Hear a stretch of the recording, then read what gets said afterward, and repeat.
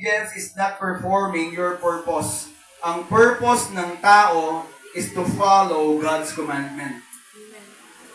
Hindi madali ang utos ng Diyos eh. Pero kung may takot ka sa Panginoon, gagawin po natin. Takot ka ba sa Diyos? Sumusunod ka ba sa utos ng Panginoon? Pag sinabi ng Panginoon, magsimba, gagawin niyo ba? Purihin ng Panginoon, nandito ka. Dahil ang sabi ng Panginoon, huwag mo kalimutan yung panambahan. Anak, binibigyan kita ng free time. Binibigyan kita ng libreng oras para magpuri. Huwag mo nang nakawin.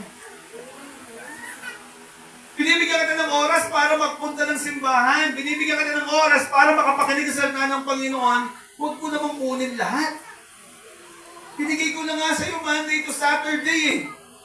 Pati ba naman Sunday, kinukuha mo pa?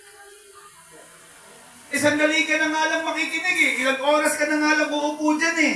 Magiging kabigatan pa sa atin. Mga kapatid, kung talagang mahal natin ang Panginoon, hindi kabigatan ang pagsunod sa Diyos. Amen. Di ba pag ikaw naniligaw ka, yung dating mga naniligaw dito, sino mga naniligaw dito dati? Di ba kahit anong iutos sa'yo nung iniligawan mo, ginagawa mo? Magsiba ka nga ng kahoy. Basic lang yan. So, sibakin ko pa yung ano mo eh. Diba? Magigib ka nga. Ay, magigib lang pala eh. Kahit nagibin ko pa buong barangay eh. Why? Ginagawa natin kasi mahal natin yung tao. Ginagawa natin to hindi dahil tayo obligado. Ginagawa natin ang panambahan na to dahil mahal natin yung Diyos.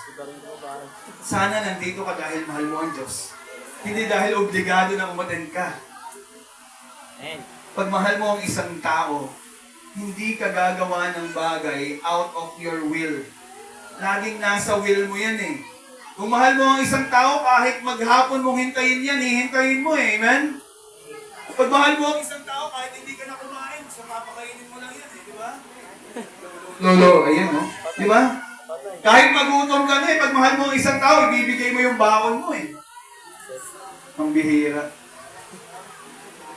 Pag mahal natin ang isang tao, kahit mahirapan tayo, kahit mahirap yung inuutos sa atin, ginagawa natin. No? Sinilito yung mga nanligaw. No? Pag nanligaw ka, pagpapahanapin ka ng pagkain, hanapan mo nga ako ng ano, na balot na tuyo. Hanapan mo nga ako ng balot na walang sabaw. Di ba kahit imposible, gagawin mong posible? Mahal mo yung tao eh. Walang sabaw. Sino po dito yung naglilihin, may pinakamahirap na wish? Meron po ba kayo mga nanay? Sino po yung mga nanay dito na may pinakamahirap na hiling? Ha? Sampalok na hindi maasim. Na? Na may balot. Sampalok na may balot. Ano pa? Balot na may buhok. Hindi pa rin kami nila. Hindi ako yun.